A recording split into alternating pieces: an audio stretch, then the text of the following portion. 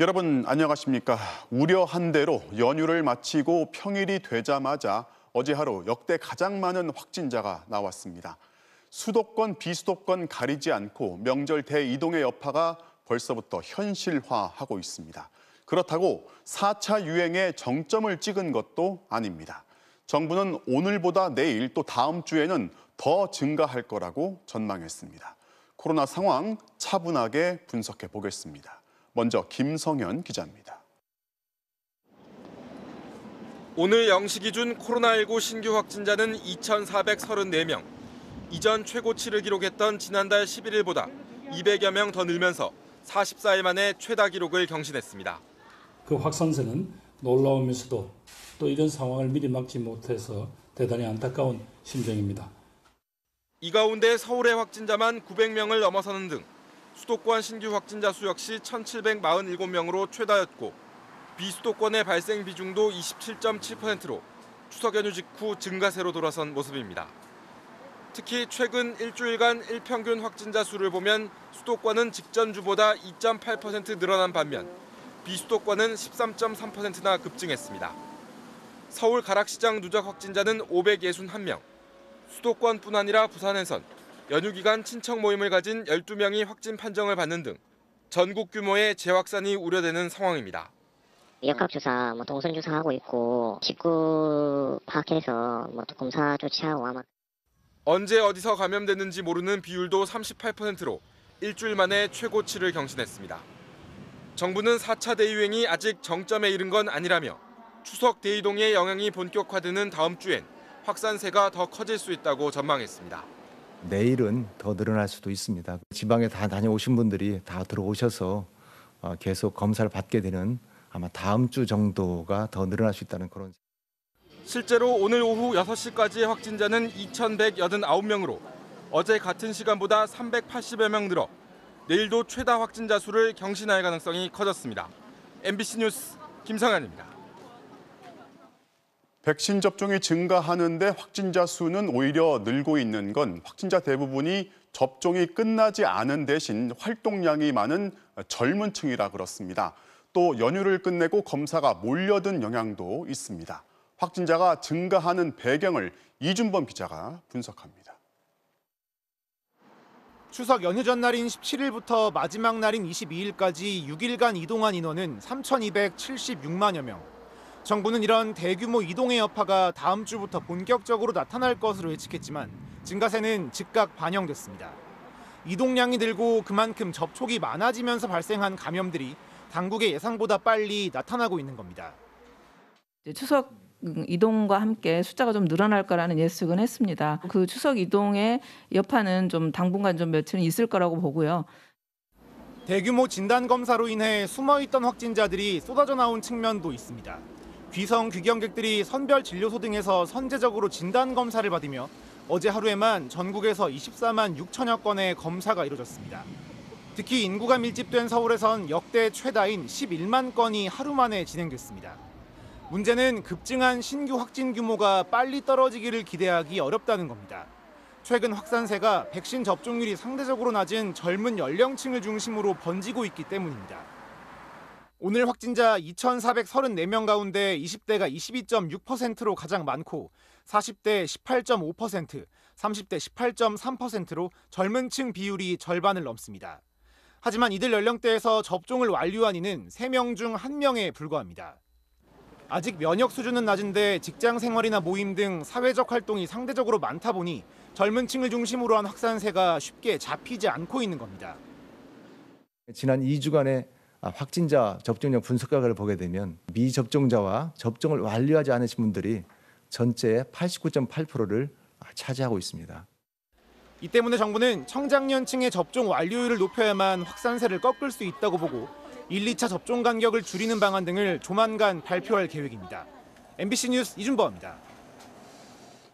대구에서는 베트남인들이 무더기로 확진됐습니다. 그들끼리 찾는 업소와 가족 모임을 통해서 번진 것으로 보이는데요.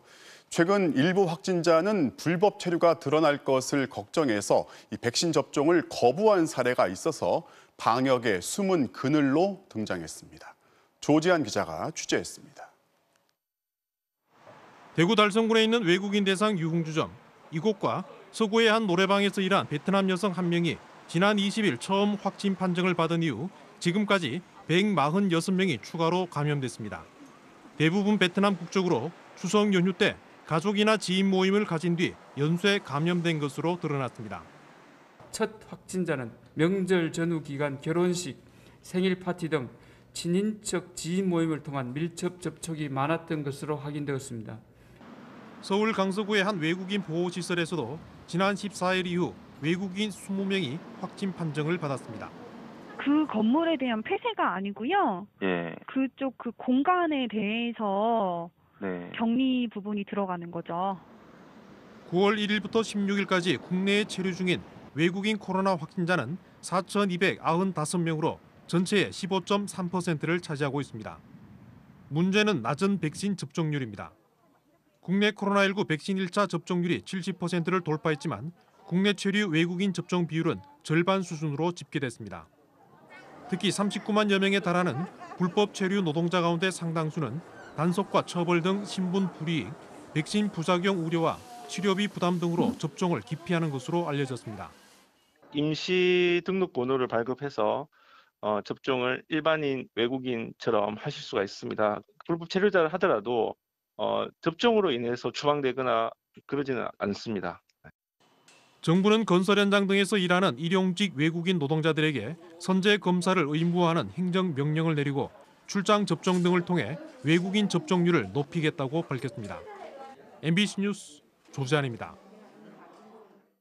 백신 접종이 증가하면서 분명하게 효과를 내는 건 위중증 환자 또 치명률이 현저히 줄었습니다. 병상에도 그만큼 여유가 생겼습니다. 다만 지금 같은 확산 추세가 이어진다면 집에서 치료하는 걸 확대하기로 했습니다. 이어서 조희영 기자입니다. 지난달 말 하루 평균 코로나19 환자 수는 1,700명대를 기록했고 위중증 환자 수도 함께 급증했습니다.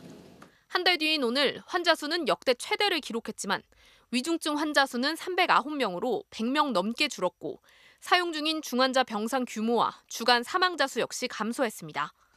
지난달 26일부터 18세에서 49세의 백신 접종이 본격화되며 한 달 사이 1차 접종률이 50%에서 70%로 늘었기 때문입니다.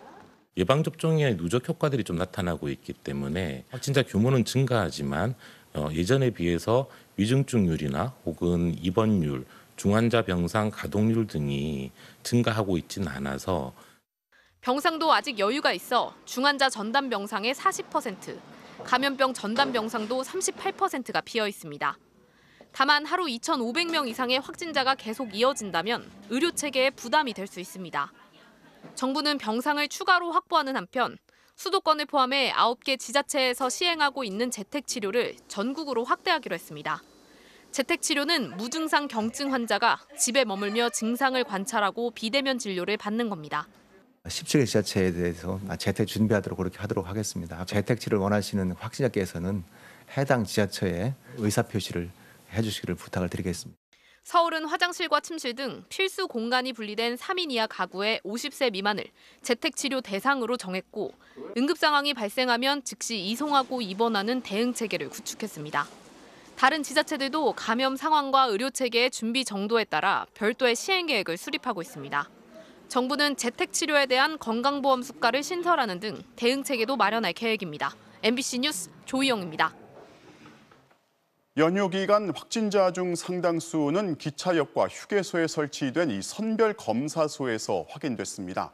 일상으로 복귀하기 전 혹시라도 의심스러우면 선제적으로 검사를 받는 게 좋습니다. 자, 그 현장 중 하나인 서울역 선별검사소를 연결해 보겠습니다. 김하영 기자, 이 시간에도 검사가 진행 중인 거죠?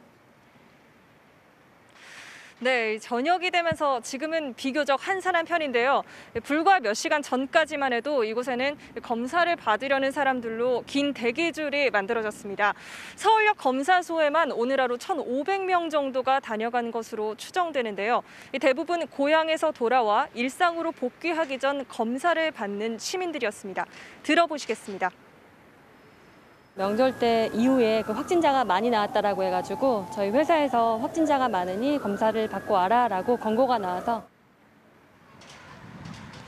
이번 연휴 기간 기차역과 고속도로 휴게소 등 교통 요충지 17곳에서 임시 선별 검사소를 운영해 연휴 확진자의 17%를 찾아내는 성과를 거뒀습니다.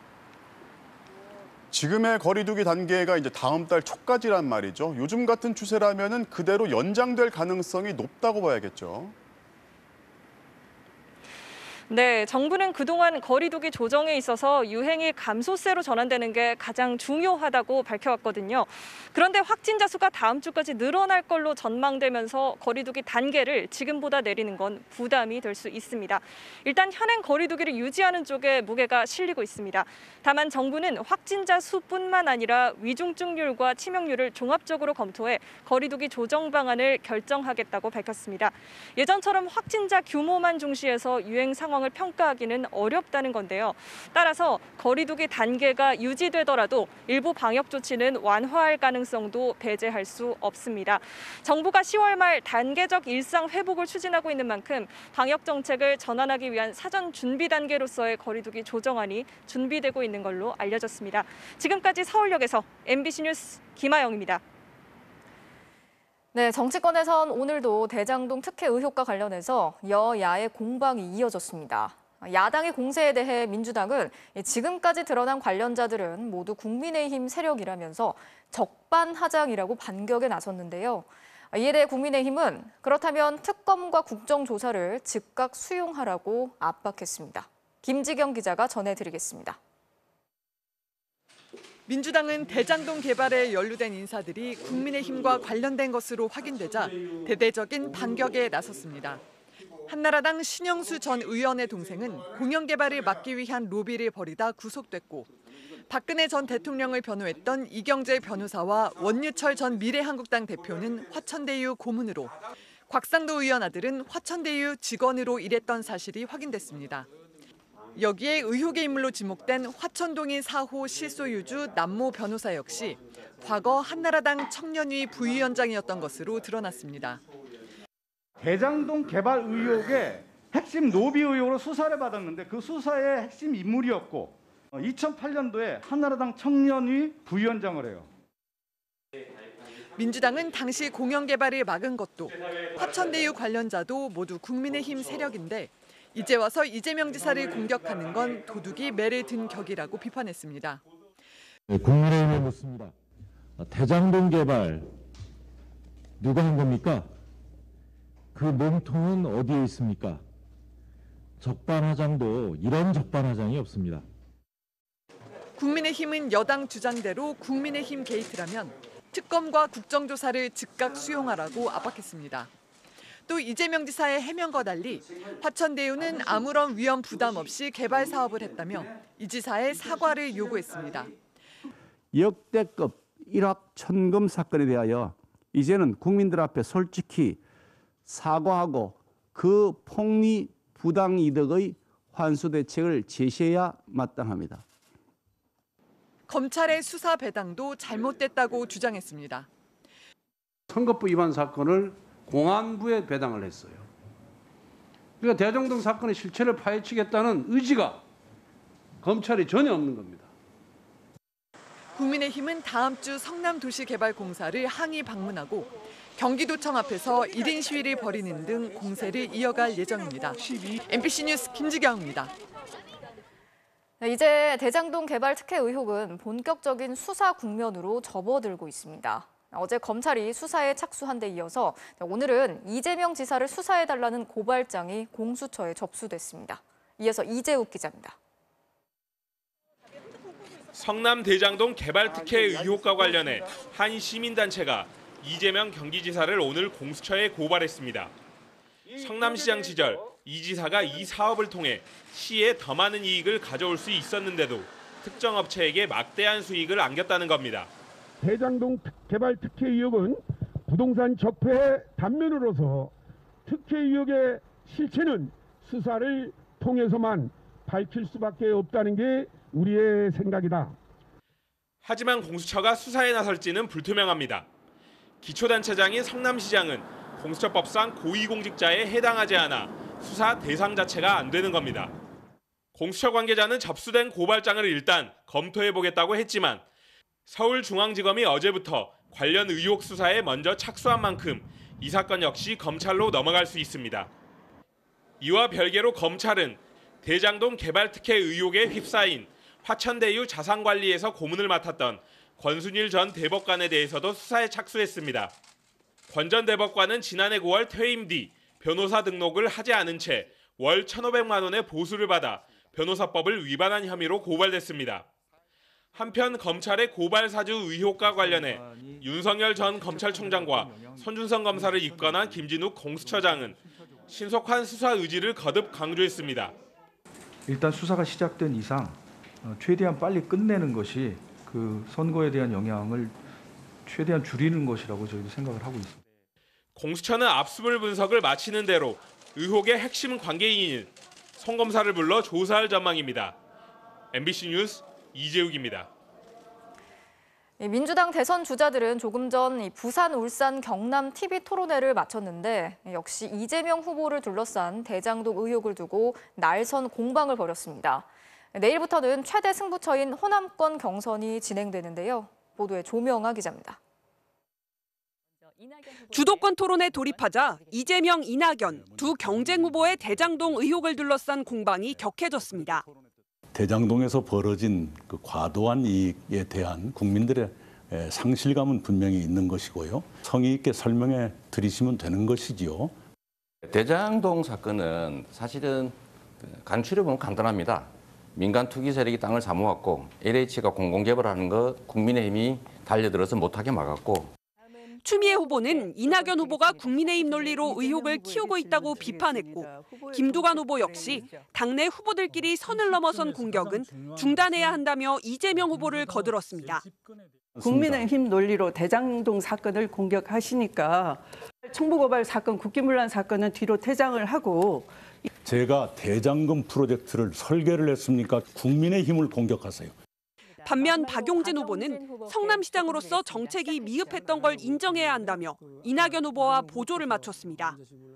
정책적 실패에 대해서는 이거는 원래 설계와는 다르게 갈 수도 있다. 최종적인 책임은 그 설계하고 정치적 책임이 가지고 있는 성남시장 후보. 상당히 일리 있는 지적이십니다. 이제는 앞으로는 이런 공공개발로 개발에 의한 불로소리 안 생기게 제도 만드는 거 같이 좀 도와주시고요. 그래요. 대장동 의혹을 둘러싼 경선 주자들 간 내부 전선이 형성된 가운데 내일부터는 민주당 경선 최대 승부처인 호남 경선 결과가 발표됩니다.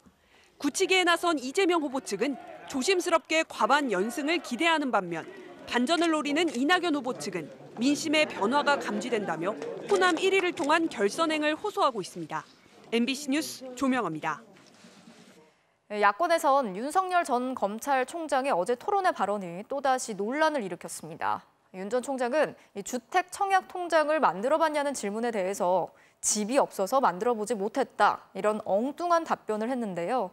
대선 후보가 주택 청약이 뭔지도 모르는 게 아니냐는 비판이 나왔습니다. 신수아 기자가 전해드리겠습니다. 논란의 발언은 유승민 전 의원이 윤 전 총장에게 군 복무 시 주택 청약 가점 공약을 베낀 것 아니냐고 따지는 과정에서 나왔습니다. 그 공약을 이해를 하고 계시는지 모르겠습니다. 혹시 직접 주택 청약 같은 거 이렇게 통장 만들어 보신 적 있습니까? 아니 저는 뭐 집이 없어서 만들어보진 못했습니다만. 집이 없으면 만들어야죠 오히려. 네. 아니 한 번도 해본 적은 없습니다만은. 없고. 청약 통장 자체가 집이 없는 사람들의 주택 구입 수단이란 현실과는 배치되는 발언이었습니다. 유승민 캠프는 청약 통장의 목적도 모르는 후보가 군복무 주택 청약 가점 공약을 만들었단 건 초등학생도 웃을 일이라며 표절 의혹을 거듭 제기했습니다. 논란이 커지자 윤석열 캠프는 부모님 댁에서 살았고 결혼도 늦게 해 주택 청약에 대해 크게 신경 쓰지 않았다. 직업상 여러 지역으로 이사를 다녀야 했던 것도 신경 쓰지 않은 이유라고 해명했습니다. 하지만 민주당은 절대다수 무주택 서민과 청년의 가슴에 대못을 박는 망언이라며 청약 통장이 뭘 의미하는지도 모르면서 부동산 대책을 내놓느냐고 공세를 폈습니다. 어제 토론에서 윤 전 총장의 안보 공약을 문재인 정부 2기 정책이라고 비판했던 홍준표 의원은 오늘도 강경한 안보 정책을 역설했습니다. 이른바 조국 수호 논란에 대해선 적극 반박했습니다. 조국 수호이라는 이 말도 내 나라를 수호하는 홍준표라는 그 뜻입니다.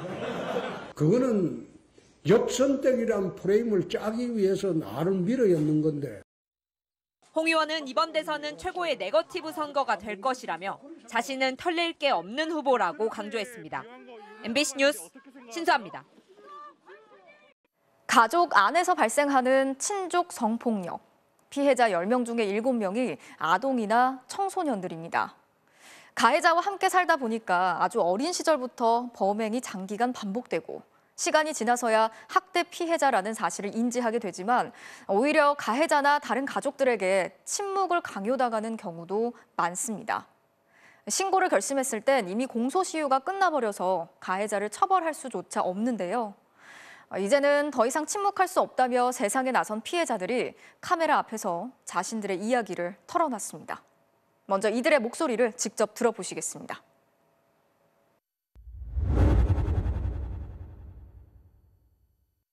8살 때부터 그냥 무슨 잘못을 해서 일어난 일이라고 생각하지 이걸 폭력이라고 생각을 못하는 그런 상황 속에서 거의 10년을. 6살 때 엄마가 돌아가셨고요. 8살에 1년 동안 이제 성폭력이 있었거든요.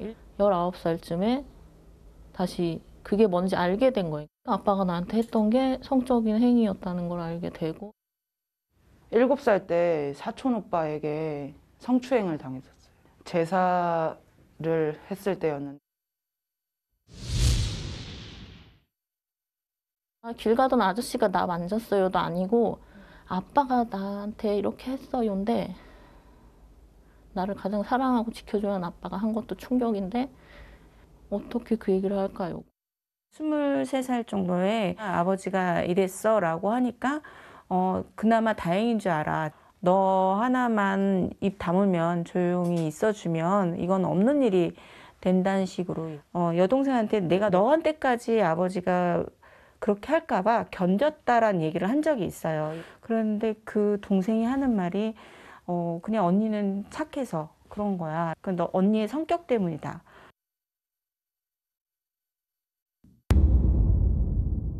그 4년 정도의 기억은 극심한 성폭력을 잊어버린 상태였어요. 해리장애라고 그러더라고요. 내 탓이구나. 그냥 내가 워낙에 부적절하게 태어났구나. 내가 사회 적응을 못하는구나.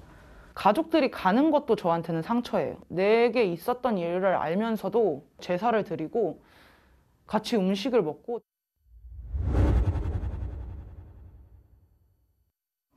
근데 감정을 조금씩 찾기 시작하면서 너무 화가 나는 거예요. 화장터로 가는 버스 안에서 햇빛이 이렇게 들어오는데 너무 편하고 너무 행복한 거예요. 그래서 아빠가 드디어 가서 내가 이제 살겠다 이런 느낌이 들 정도로 뭔가 무덤이라도 파고 싶은 거예요. 아빠는 아내를 잃고도 자식을 둘이나 잘 키워낸 좋은 사람으로 그렇게 죽었거든요.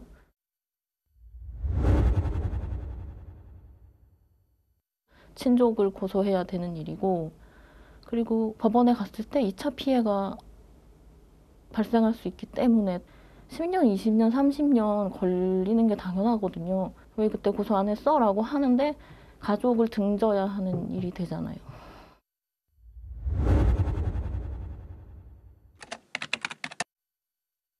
그 어린아이한테는 이거는 부모가 나를 버린 것 이상으로 성학대를 했다. 이거는 죽은 거나 마찬가지라고 생각해서 저는 이 상황에서 살아남았다고 생각하기 때문에. 자, 그러면 이 친족 성폭력 피해자들을 직접 만나본 인권사회팀 조재영 기자와 함께 조금 더 이야기 나눠보도록 하겠습니다. 이 피해자분들이 피해 사실을 밝히기까지 보통 10년이 넘는 시간이 걸린다고요? 네, 실제로 성폭력 상담소의 조사를 보면요. 피해 후의 첫 상담까지 10년 이상 걸렸다는 답변이 55%로 절반이 넘었습니다. 제가 직접 만난 피해자 3분의 경우도 10년에서 길게는 30년이 걸렸습니다. 이렇게 어렵게 입을 열어도 주변 가족들이 지지해주긴커녕 입막음에 나섰다는 점도 공통된 경험이었습니다. 친족 성범죄는 힘이 없는 아이를 대상으로 보호자가 저지른다는 점에서 심각한 권력형 성범죄라고 볼 수 있는데요. 너만 입 다물면 가족을 지킬 수 있다는 은폐와 2차 가해가 더 빈번한 셈입니다. 이렇게 피해를 당했다, 알리는 것 자체가 오래 걸린다면 당연히 처벌을 제대로 하는 것도 어렵겠네요. 네, 현행법상 친족 성폭력은 범죄 시점부터 또는 피해자가 미성년자일 경우엔 성년이 된 시점부터 10년의 공소시효가 진행됩니다. 그런데 공소시효 10년, 일반적인 다른 강간죄와 같습니다. 제가 만난 세 분 역시 이미 모두 공소시효가 지났습니다. 그러면 이 친족 성범죄에 대한 공소시효를 늘린다든지 어떤 식으로든 법적인 보완이 필요한 거 아닙니까? 네, 국회에는 친족 성범죄의 공소시효를 아예 폐지하자는 법안이 발의돼 있지만 논의가 이루어지지 않고 있습니다. 피해자들은 매달 마지막 주 토요일 공소시효 폐지를 요구하는 1인 시위에 나섰고요. 자신들의 이야기를 담은 책도 직접 펴냈는데 다른 피해자들도 용기를 내길 바라는 마음이었다고 합니다. 매년 평균 770여 건의 친족 성범죄 사건이 경찰에 접수되는데 신고율은 4%에 불과하다는 조사도 있습니다. 피해자 100명 중 96명은 아직 침묵하고 있다는 뜻입니다. 지금까지 인권사회팀 조재영 기자와 이야기 나눠봤습니다. 문재인 대통령이 유엔 연설에서 종전선언을 거듭 제안한 걸 두고 북한의 김여정 부부장이 흥미있다면서 일단 긍정적인 입장을 밝혔습니다. 다만 애써 웃으면서 사진만 찍어선 안 된다며 이 종전을 위한 전제 조건을 달았는데요. 어떤 내용이고 또 어떻게 읽어야 할지 배주환 기자가 분석합니다. 문재인 대통령이 거듭 제안한 종전선언에 대해 북한 외무성 부상은 오늘 새벽 상징적 의미가 있다면서도 아직은 시기상조라고 밝혔습니다. 오후엔 김여정 부부장이 직접 담화를 냈는데 논조가 조금 더 긍정적으로 변했습니다. 사실상 한미연합훈련 등을 의미하는 이른바 적대시 정책과 이중 기준을 먼저 철회해야 한다는 요구 조건을 다시 달기는 했지만 종전선언은 나쁘지 않다, 흥미있는 제안이고 또 좋은 발상이라고 언급했습니다. 나아가 남북관계 회복까지 거론하며 대화 재개 가능성도 내비쳤습니다. 청와대는 공식 입장을 말하기는 빠르다면서도 굉장히 무게 있게 받아들인다고 평가했습니다. 문 대통령은 전용기에서 진행된 기자간담회에서 종전선언으로 논의의 물꼬를 튼 뒤 비핵화 협상과 평화 협상이라는 투트랙 접근을 하자는 지론을 거듭 강조했는데 이에 북한이 큰 틀에서 호응한 것으로 풀이됩니다. 비핵화를 해가는 데 따라서 미국에서 단계적인 상응 조치를 취해주고 하는 투트랙의 지금 협상이 필요한 것입니다. 문 대통령이 북한의 최근 미사일 발사에 대해 저강도 긴장 고조 행위라고 규정한 것도 호응의 단초가 된 것으로 보입니다. 북한도 대화와 외교의 길을 선택하는 것이 북한에게 유리하다고 판단할 것이라고 믿습니다. 청와대는 종전선언 추진에 대해 이미 2007년 14 남북 공동선언 당시 합의가 됐던 만큼 큰 틀에 공감대는 있다고 보고 있습니다. 하지만 북한은 적대시 정책 철회를, 반면 미국은 조건 없는 대화가 먼저라고 맞서는 등 입장차가 적지 않다는 점이 향후 대화가 여전히 쉽지 않을 것임을 예고하고 있습니다. 남북미 3자가 군사 외교와 경제 문제를 얼마나 유효적절하게 조정하며 입장차를 줄일 수 있느냐가 주목되는 상황입니다. MBC 뉴스 배주환입니다.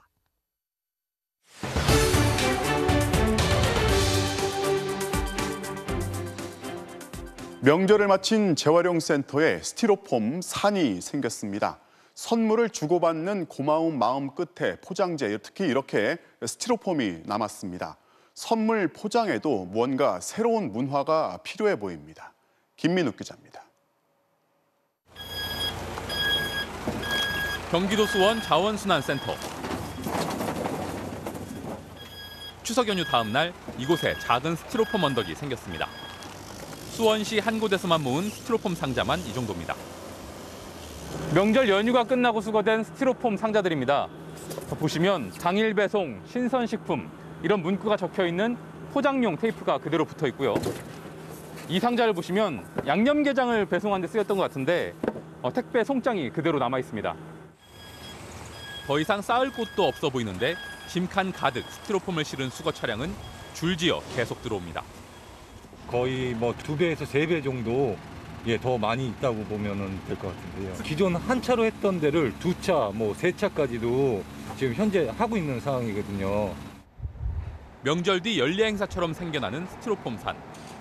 쫙 뺐어요. 쫙 뺀 상태였는데 추석 후에 오니까 지금 이 상태로 변해 있는 거예요. 이거를 처리하는데 저희가 지금 한 일주일 정도 걸릴 것으로 보고 있습니다. 여기에 코로나19로 비대면 소비가 증가하면서 수원 자원순환센터 한 곳의 월 평균 반입량은 2019년까지 49톤에서 작년에는 62톤으로 늘었고 올해는 90톤을 넘었습니다. 수거된 스티로폼은 자원순환센터에서 녹여져 플라스틱 덩어리로 만들어집니다. 덩어리를 다시 잘게 쪼개 작은 조각으로 만든 뒤 중국으로 수출됩니다. 문제는 이 같은 스티로폼 재활용 사업이 국제 유가와 중국이라는 외부적 요인에 영향을 많이 받는다는 점입니다. 유가가 떨어지면 재활용 원료를 사용할 필요가 줄어들어 스티로폼 재활용품 가격도 떨어집니다. 지금은 썩 좋은 상황은 아닌 것 같아요. 4년 전보다 단가가 더 아래로 떨어져 있어요. 또 스티로폼 재활용품의 대부분을 수입하는 중국이 수입량을 줄이거나 금지할 경우 국내에서 스티로폼 수거가 중단될 우려도 있습니다. 실제로 지난 2016년에도 유가 하락과 중국의 수입 물량 감소 등으로 스티로폼 대란이 벌어졌습니다. 이 때문에 전문가들은 우리나라도 유럽연합처럼 스티로폼과 같은 플라스틱 포장재를 만들 때 재활용 원료 30%를 의무적으로 사용하게 하는 정책이 필요하다고 조언합니다. 국내에 스티로폼 재활용 체계가 붕괴될 수 있는 위험성을 안고 있기 때문에 이것을 국내에서 안정적으로 최종 재활용까지 할 수 있는 이와 함께 스티로폼을 대체할 포장재의 개발과 포장을 최소화하는 배송 방식으로의 변화도 시급합니다. MBC 뉴스 김민욱입니다. KT가 폐점한 대리점의 고객 정보를 다른 대리점으로 넘겼는데 이게 악의적인 영업에 쓰이고 있습니다. 고객한테 전화를 걸어서 대리점 방문을 유도한 뒤에 새 전화기를 개통하도록 하는 건데요. 이 과정에서 원래 전화기에 은밀한 정보를 빼내기도 했습니다. 이문현 기자가 취재했습니다. 서울 홍대 근처에 있는 KT 대리점. 고객의 스마트폰 속 사적 사진을 빼내 돌려본 범죄가 발생한 곳입니다. 이 대리점은 주로 여성 고객들에게 스마트폰 교체 판촉 전화를 돌렸습니다. 제가 개통을 했던 그 KT가 망해서 저한테 걸어줬던 할인 혜택들이 다 소멸이 될 거고 방문해가지고 조정을 하지 않으면은 요금 폭탄을 맞게 될 거다. 처음에 개통했던 대리점이 폐업했으니 요금 폭탄을 맞을 수 있다며 교체를 강요하다시피 했다는 겁니다. 이런 판촉 전화는 폐업한 대리점의 고객 정보를 문제의 대리점이 다 갖고 있었기 때문에 가능했습니다. 그 파일 자체에 고객 정보가 다 나와 있어요. 고객명, 휴대폰 번호, 생년월일. 실제로 폐업한 대리점의 고객 3,700명의 개인 정보는 문제의 총판 대리점으로 고스란히 넘어간 것으로 드러났습니다. 이걸 누가 넘겨줬을까? KT 본사입니다. KT 본사는 폐업한 대리점의 고객 관리가 필요하다는 이유로 근처에 있는 대리점 총판업체로 3,700명의 고객 정보를 넘겨줬습니다. 이 총판업체는 이걸 자기들 판촉 영업에 이용했습니다. 코로나, 뭐 한파 이렇게 겹치고 하다 보니 영업이 안 됐던 상황인데 데이터베이스 좀 달라. 내가 애들한테 시켜서 풀 영업 시키겠다. 이들의 판촉 전화는 집요했다고 합니다. 저희가 할인 혜택을 받을 수가 없어서 자기네들 대리점으로 방문을 해주셔야 된다. 끊었는데 계속 전화가 오는 거예요. 대학에 신고를 하겠다고 얘기를 했어요. 제 개인정보 이것을 유출시킨 거 아니냐고. SK텔레콤과 LG유플러스는 개통은 대리점에서 하더라도 고객 관리는 본사가 직접 하지만 KT는 이걸 대리점에 맡깁니다. 특히 KT 대리점에서는 고객이 반납한 스마트폰을 대리점 직원이 직접 되팔아 차익을 챙기는 영업 방식도 쓰고 있습니다. 다른 통신사들은 이렇게 안 합니다.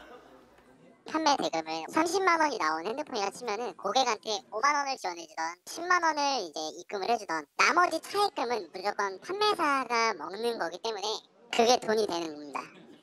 KT는 이런 영업 방식은 대리점들이 알아서 한 거라 본사가 몰랐다고 해명했습니다.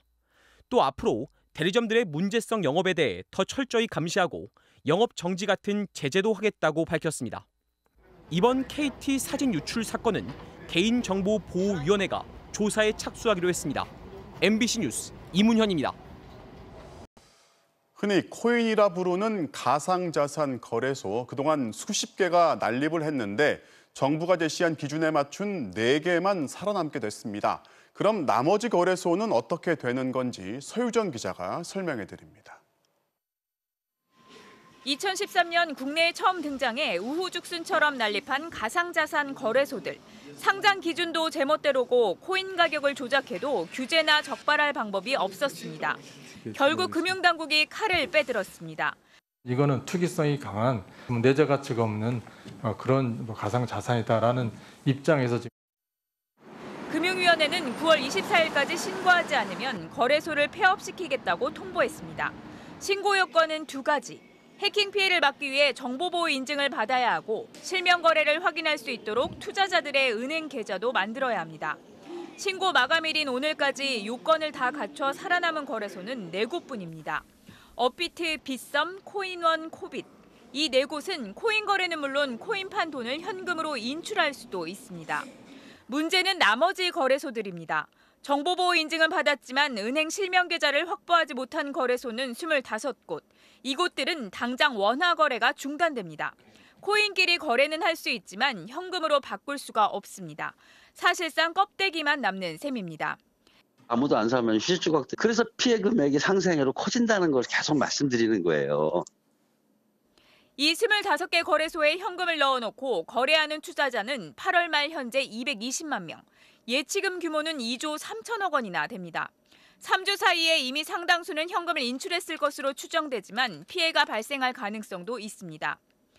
아무 요건도 갖추지 못해 이미 폐업이 확정된 거래소는 37개입니다.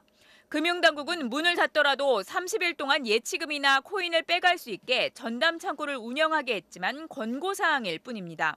금융당국은 인출을 늦추거나 거부하는 거래소는 금감원이나 경찰에 신고하라고 당부했습니다. MBC 뉴스 서유정입니다. 석탄 발전소는 탄소 배출의 주범이라서 세계적으로 퇴출시키는 추세입니다. 한국도 국내에서는 화력발전소 새로 짓는 걸 중단했지만 해외 수출은 계속하다 보니 앞뒤가 맞지 않다는 지적을 받아왔습니다. 정부가 다음 달부터 해외 신규 투자를 중단하기로 했습니다. 보도에 김윤미 기자입니다. 공기업인 한국전력이 인도네시아 자바에 짓고 있는 석탄 화력 발전소입니다.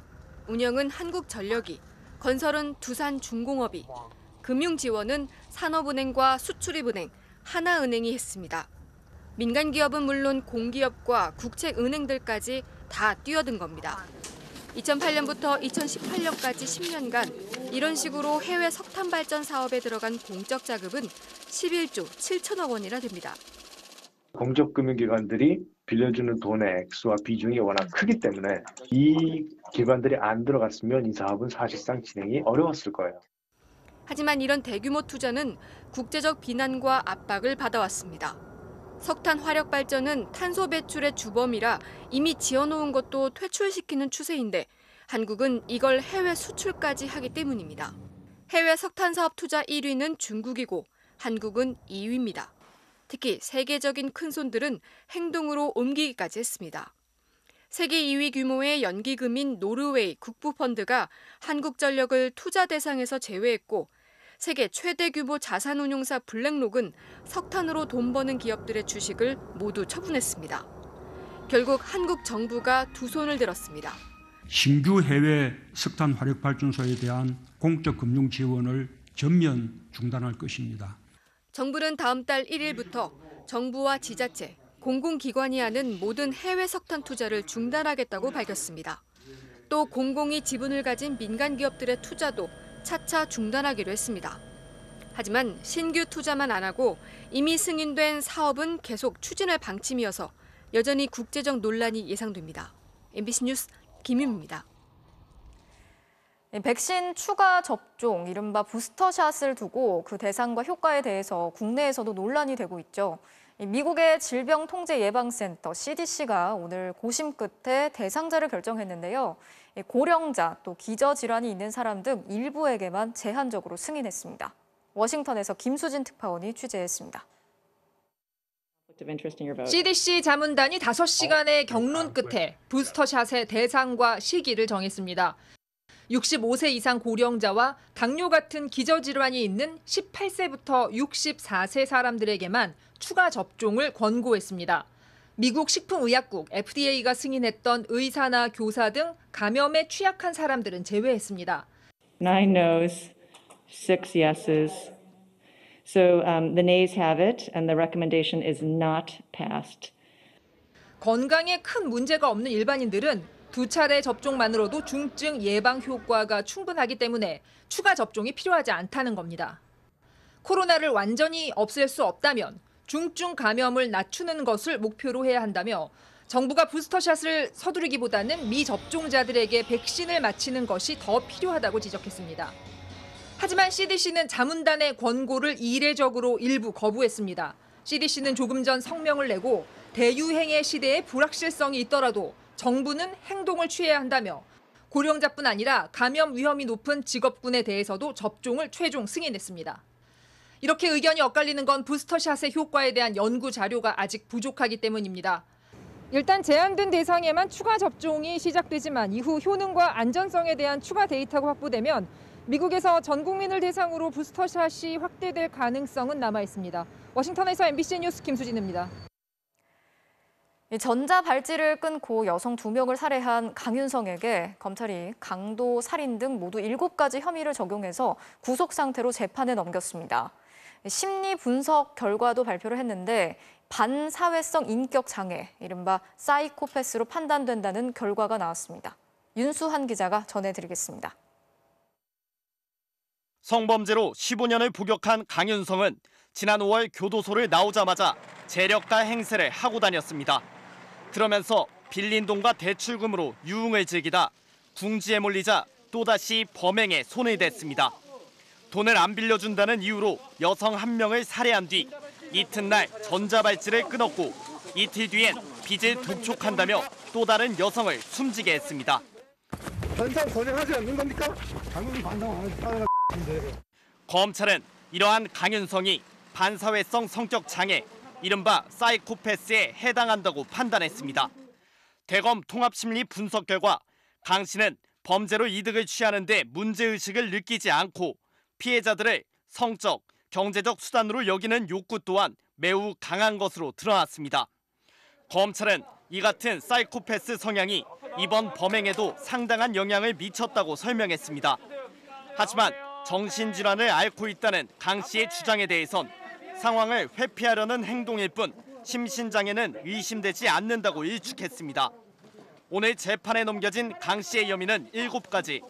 강도살인과 전자발찌 훼손은 물론 피해 여성의 신용카드를 훔쳐 사용하고 유치장에서 난동을 부린 혐의도 적용됐습니다. 다만 검찰은 강 씨가 제3의 여성까지 살해하려 했다는 살인 예비 혐의에 대해선 증거가 충분하지 않다며 무혐의 처분했습니다. MBC 뉴스 윤수환입니다. 추석 연휴 마지막 날 고속도로 위에서 사고 차량 운전자를 돕던 60대 의사가 다른 차에 치여 숨지는 사고가 발생했습니다. 고인을 참된 의사로 기억하는 환자와 지인들은 안타까운 마음을 감추지 못했습니다. 이재경 기자가 취재했습니다. 지난 22일 낮 남해고속도로 진주 나들목 인근. 뭐야? 사고 난 거야. 일로 좀 전에 가자는. SUV 한 대가 빗길에 미끄러지면서 갓길에 가드레일을 뚫고 언덕 위로 돌진합니다.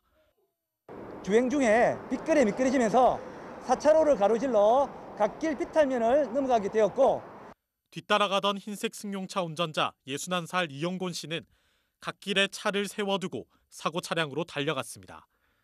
의사였던 이 씨는 위험한 상황인 것을 알면서도 그냥 지나칠 수 없었던 겁니다. 그냥 저 상태를 확인하셨어요. 몸 괜찮냐고, 팔다리 다 움직이냐고, 살았으면 됐다고, 움직였으면 됐다고 이제 안심시켜 주시더라고요.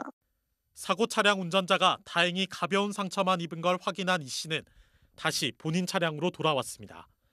그리고 문을 열고 타려는 순간 뒤에서 달려오던 또 다른 승용차가 빗길에 미끄러지면서 이 씨를 덮쳤습니다. 병원으로 옮겨진 이 씨는 결국 운명을 달리했습니다. 문이 닫힌 병원에는 조문의 발길이 이어졌습니다. 최선을 다해서 환자를 봐줍니다. 마음 편안하게 해주고 환자를 참 좋으신 분입니다. 평소 치료비가 없는 환자들에게는 무료 진료를 베풀고 남들이 꺼리는 교도소 재소자 진료도 20년 넘도록 해왔던 의사 이영곤 씨. 40년 지기 친구들은 그를 요즘 보기 드문 착한 의사라고 말합니다. 평소에 이 친구의 그 어떤 생각이나 뭐 행동이나 이런 게 진짜 환자를 위해서 사는 친구가 되놓으니까 그런 사고가 생긴 것 같아요. 진짜 요새 보기 드문 의사입니다. MBC 뉴스 이재경입니다. 배달 음식을 시키면서 배달 기사에게 직접 신용카드를 건네서 결제를 했는데 자신도 모르는 사이에 가본 적도 없는 금은방에서 수백만 원이 결제됐다는 문자를 받았습니다. 알고 보니까 배달 기사가 결제를 하는 척하면서 카드를 복제해서 인터넷으로 팔아 넘긴 건데요. 김윤아 기자가 단독 취재했습니다. A씨는 최근 본인의 신용카드로 450만 원이 결제됐다는 알림 문자를 받았습니다. 사용처는 자신이 가본 적도 없는 한 금은방. 구매 물품은 귀금속이었습니다. 경찰 수사 결과 얼마 전 배달 어플로 음식을 시킨 것이 문제의 시작이었습니다. 만나서 결제하기를 선택했고 배달 기사에게 직접 신용카드를 건네 결제를 했는데 순식간에 카드 복제가 이뤄진 겁니다. 배달 기사는 복제한 카드를 인터넷을 통해 판매했고 복제 카드를 산 30대 B씨가 귀금속을 구매한 것으로 드러났습니다. 배달 기사들은 손님에게 받은 카드를 먼저 복제기에 긁은 뒤 결제가 제대로 안 됐다면서 진짜 카드 단말기에 다시 긁어 음식값을 결제하는 방법으로 의심을 피했습니다. 현재까지 경찰이 검거한 배달 기사는 모두 4명.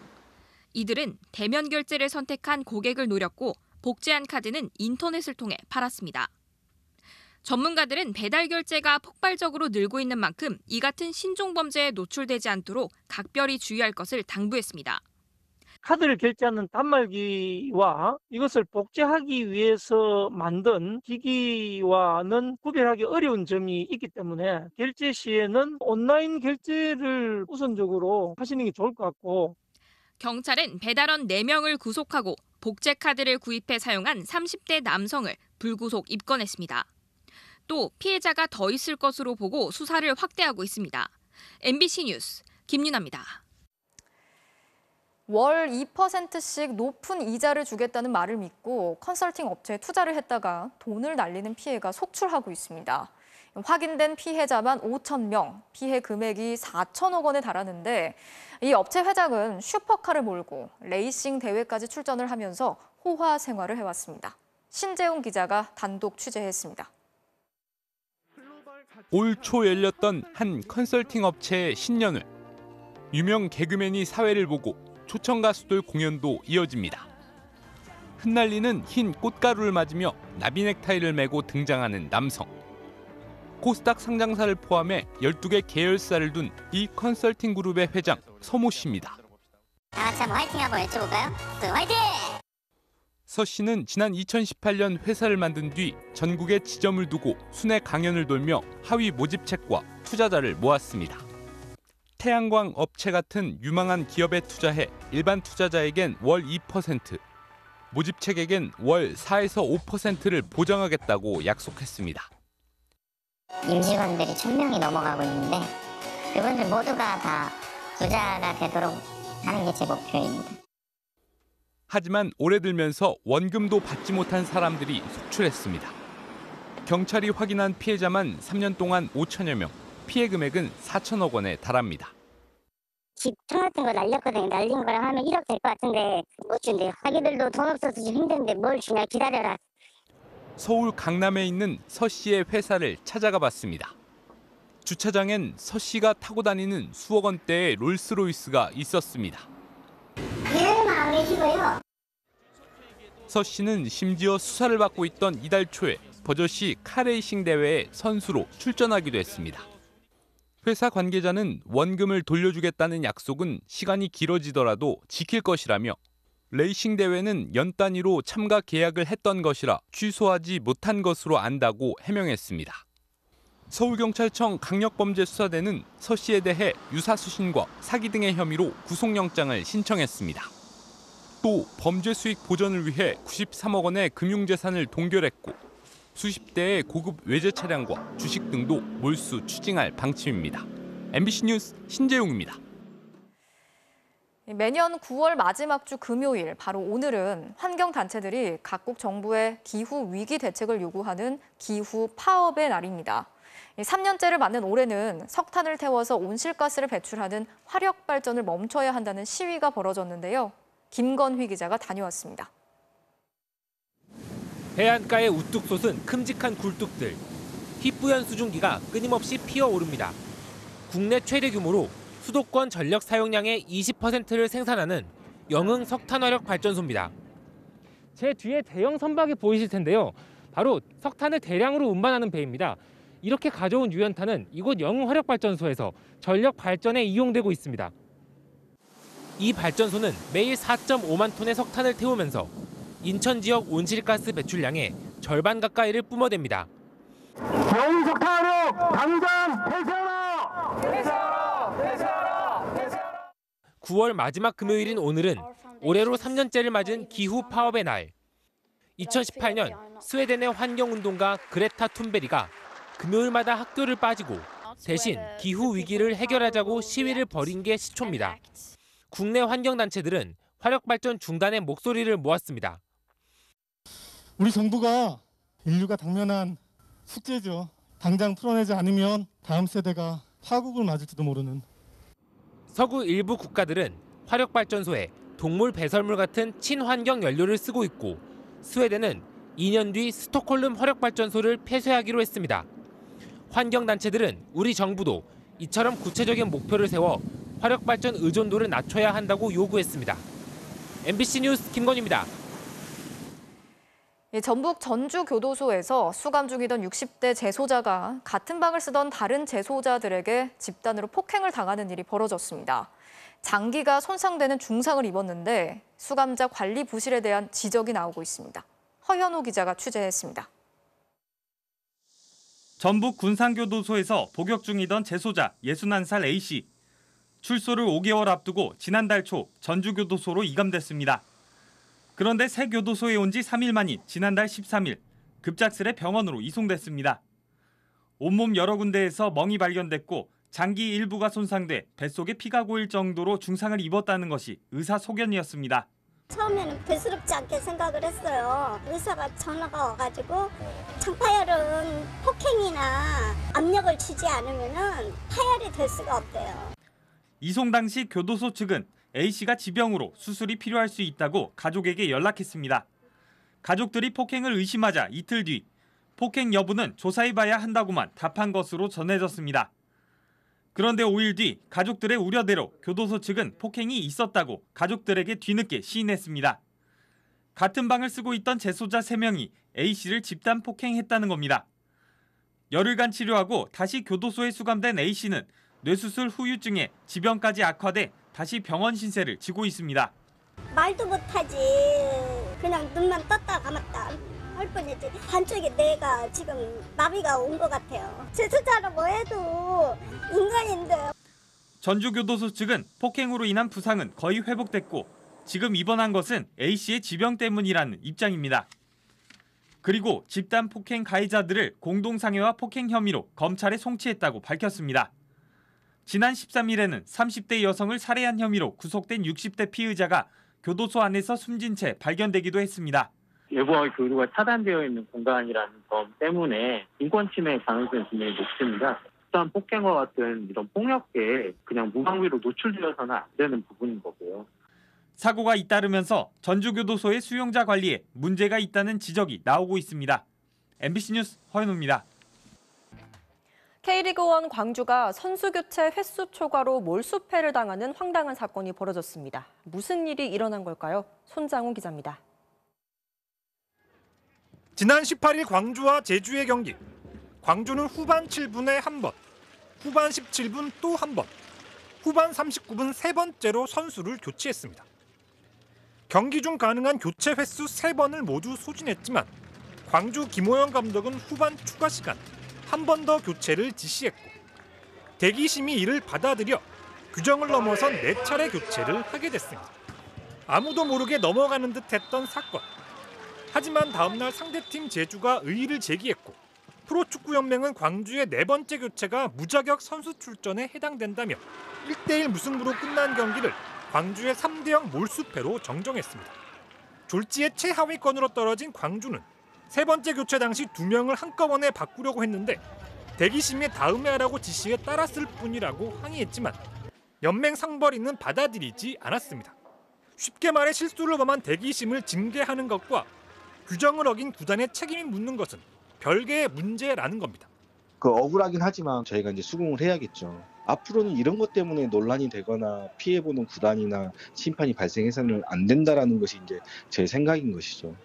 비디오 판독 도입 이후에도 계속된 잦은 오심에 대기심의 규정 숙지 미숙으로 초유의 몰수패까지 나오면서 K리그 심판에 대한 신뢰가 흔들리고 있습니다. MBC 뉴스 손장훈입니다. 공격수 손흥민 못지않은 수비수 김민재의 폭풍 질주로 또 플레이 출발합니다. 선제골의 출발점이 된 날카로운 패스로 남다른 공격 본능을 과시한 김민재 선수. 후반엔 자기 진영부터 직접 역습에 나섭니다. 와, 이 스피드 보이시나요? 공격수 저리 가라예요. 페널티 박스 앞까지 폭풍 질주. 그리고 패스까지 내줬는데 아이고, 동료의 마무리가 아쉬웠네요. 프리킥 기회에선 직접 득점까지 노려봤지만 발끝에 스치고 말았어요. 본업인 수비에서도 수차례 위기를 막아내며 2대1 승리를 이끈 김민재. 괴물이란 별명이 괜히 붙은 게 아니네요. 이번엔 이탈리아 리그입니다. 발리슛으로 기선을 제압하는 나폴리.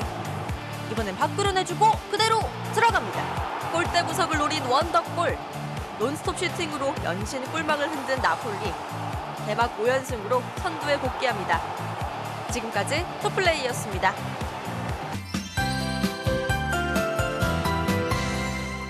상쾌한 바람에 초가을 기운이 물씬 느껴지고 있습니다. 이번 주말 동안에는 낮에도 선선함이 감돌겠는데요. 오늘보다 하늘에 구름 양이 많아지면서 구름이 해를 적당히 가려주겠고요. 서울 등 대부분 지방의 기온이 25도 안팎으로 딱 이맘때 날씨를 보이겠습니다. 또 전국의 공기질도 청정해서요. 활동하기에 수월하겠습니다. 단 동풍의 영향으로 동해안 지방은 비구름이 조금 더 머물겠습니다. 내일 낮까지 강원 영동과 경북 동해안 지방에는 5에서 최고 30mm, 그리고 경상도 내륙과 제주도에도 5mm 미만의 비가 살짝 오다 그치겠고요. 또 제주도 해안가와 동해안 지방에서는 너울성 파도가 강하게 밀려올 수 있어 해안가 안전사고에 주의를 하셔야겠습니다. 자세한 지역별 내일 날씨입니다. 아침에는 안개가 끼는 곳이 많겠는데요. 특히 강원 산지는 낮은 구름이 가득 끼면서 가시거리가 200m 이하로 좁혀지겠습니다. 아침 최저 기온은 서울과 대구 18도로 오늘보다 2, 3도가량 낮아지겠고요. 낮 최고 기온은 서울 25도, 강릉 23도, 광주 26도로 낮에도 선선함이 감돌겠습니다. 다음 주 수요일과 목요일 사이에는 전국적으로 비가 내릴 전망입니다. 날씨였습니다. 뉴스 마치겠습니다. 오늘도 함께해 주신 여러분 고맙습니다.